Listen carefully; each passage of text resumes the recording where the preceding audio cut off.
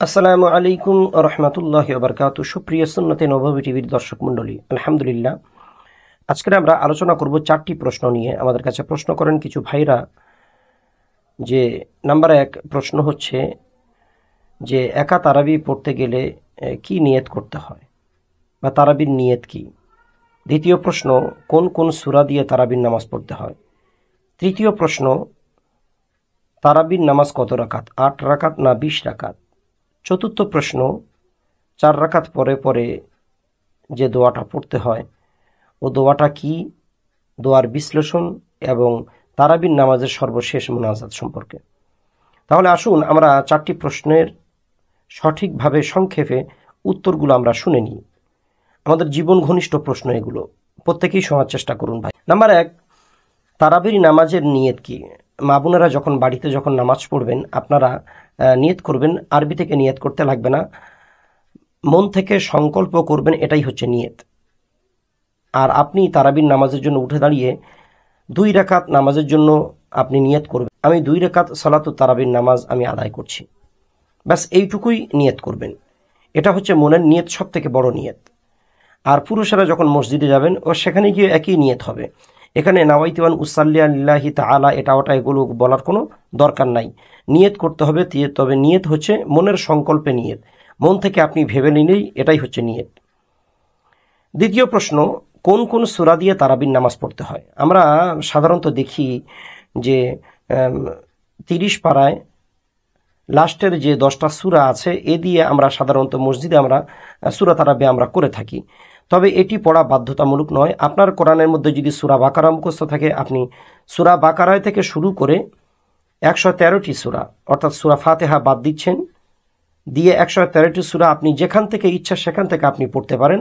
তারাবির মধ্যে আপনি সূরা বাকারা পড়তে পারেন, সূরা আলী ইমরান পড়তে পারেন, সূরা নিসা পড়তে পারেন, সূরা মাঈদা আপনি পড়তে পারেন, এইরকম ভাবে সূরা ইয়াসিন আপনি পড়তে পারেন, সূরা ওয়াকিয়া আপনি তেলাওয়াত করতে পারেন, সূরা রহমান বা সূরা মুলক, যে যে সূরা আপনার বড় বড় সূরা মুখস্থ আছে আপনি সেগুলো দিয়ে তেলাওয়াত করতে পারবেন। আবারও বলছি, বাধ্যতামূলক নয় যে আলাম তারা কাইফা ফাআলা থেকে সূরা নাস পর্যন্ত আপনার তারাবির মধ্যে পড়তে লাগবে, এটা বাধ্যতামূলক নয়। তবে এইটা করেছে ওলামায়ে দ্বীন এই কারণে, এটা একটা সিরিয়াল ভাবে সূরাটা গুছানো আছে, মানুষের বোঝা সুবিধা হয়ে যায়, এ কারণে এটা করা হয়। তবে এটা বাধ্যতামূলক নয়, আর এটা কোনো শরিয়া বা হাদিস নয়। পুরো কোরআন পড়ে রয়েছে আপনার তারাবির নামাজে তেলাওয়াত করার জন্য, আপনার যেখান থেকে ইচ্ছা আপনি সেখান থেকে তেলাওয়াত করতে পারেন। 3 নম্বর প্রশ্ন, তারাবির নামাজ কত রাকাত, 8 রাকাত না 10, 8 রাকাত না 20 রাকাত। দেখেন, তারাবির নামাজের ব্যাপারে আমরা এই বাড়াবাড়িটা আমরা না করি। তারাবির নামাজ হচ্ছে সুন্নাত নামাজ, সুন্নাত নিয়ে বাড়াবাড়ি করতে গেলে সেটি বেদাত পর্যায়ে চলে যায়, কাজেই আমরা বাড়াবাড়ি করব না। তারাবির নামাজ রাসূল আকরাম সাল্লাল্লাহু আলাইহি ওয়াসাল্লাম তিনি 20 রাকাত পড়েছেন, আবার কোন কোন জায়গায় হাদিসে আসছে তিনি 8 রাকাতও পড়েছেন। 8 রাকাত অনেক সাহাবীরা, অনেক মুহাদ্দিসিনরা বলেন যে এমনি সময় রোজা ছাড়া অন্য সময় যখন রাসূলুল্লাহ পড়তেন সেটি তাহাজ্জুদ, আর রমজান মাসে যখন আল্লাহ রাসূল 8 রাকাত পড়তেন সেটি তারাবি হিসাবে তারা গণ্য করে থাকেন।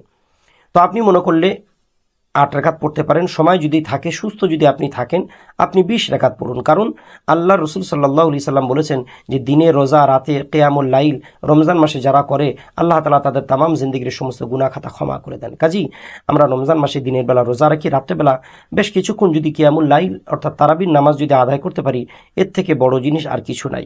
কাজেই আমরা এই মতবিরোধের মধ্যে না গিয়ে, মতদ্বন্দ্বের মধ্যে না গিয়ে আমরা 20 রাকাত পড়ব। যদি কষ্ট হয়, যদি একটু পরিশ্রম বেশি হয়ে যায় দিনের বেলা, তাহলে আমরা 8 রাকাত, 12 রাকাত, 14 রাকাত যেমন ইচ্ছা আমরা তেমন পড়ব। এটি হচ্ছে সুন্নত নামাজ, মাথায় রাখতে লাগবে। 8 রাকাত, 20 রাকাত কোনো বাউন্ডারি বেঁধে দেওয়ার কোনো প্রয়োজন নাই। 4 নম্বর প্রশ্ন, 4 রাকাত পরে যে দোয়াটি পড়া হয়, বিশ্বাস করেন ভাই এই দোয়াটা আমারও মুখস্থ নাই। 4 রাকাত পরে কি একটা দোয়া বলে যে সুবহানাল্লাযী, এইরকম কি একটা দোয়া 4 রাকাত পড়ে আমরা ছোটবেলা থেকে আমরা শুনেছি, ছোট ছোট বই কেতাবের মধ্যেও এই দোয়াটা পাওয়া যায়। তবে এটি হাদিস ও কোরআন থেকে কোথাও কোনো জায়গায় এর কোনো প্রমাণ নাই, এ কারণে আমরা মুখস্থ করি নাই। অনেকেই মুখস্থ করেছেন, অনেকে পড়ে থাকেন, তবে এর কোনো দলিল বা কোনো প্রমাণ নাই। কাজেই এই 4 রাকাত পরে যে দোয়াটা, এটা কোনো দোয়া নয় অ্যাকচুয়ালি। 4 রাকাত পরে মানুষ যখন লং নামাজ পড়ে রেস্ট করার জন্য, একটু পানি খাওয়ার জন্য, একটু খাবার খাওয়ার জন্য, একটু রেস্ট করার জন্য 4 রাকাত পরে বসা। তো তো আপনি বসতে পারেন, আপনি উঠে দাঁড়িয়ে আবার নামাজ পড়তে পারেন, তবে এই জায়গা দোয়াটার ব্যাপারে কোনো দলিল বা কোনো প্রমাণ নাই। দ্বিতীয়, তারাবির নামাজের মোনাজাত। তারাবির নামাজের মোনাজাতের ব্যাপারেও হাদিসের মধ্যে কোথাও কোনো জায়গা নেই যে আল্লাহুম্মা ইন্না নাসআলুকাল জান্নাতুল ফিরদাউস ওয়া নাউযু বিকা মিনান নার, এরকম ভাবে রাসূলুল্লাহ বলেননি এবং সাহাবীরাও বলেনি। এটা আমাদের উলামায়ে দ্বীন এই দোয়াটা করেছেন, তবে এটি শরিয়া বা হাদিস কোরআন নয়। আপনারা এখানে এটা পড়তে পারেন বা অন্য কোনো দোয়া, অন্য কোনো মোনাজাত আপনারা করতে পারেন।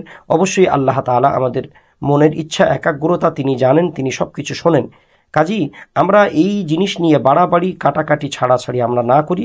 আমরা পূর্ণভাবে মাহে রমজানকে সুস্বাগতম জানিয়ে রমজানের মাধ্যমে তামাম জিন্দেগির গুনাহ খাতা যেন ক্ষমা করিয়ে নিতে পারি। আল্লাহ তাআলা আমাদের সেই তৌফিক দান করুন। আসসালামু আলাইকুম ওয়া রাহমাতুল্লাহি ওয়া বারাকাতুহু।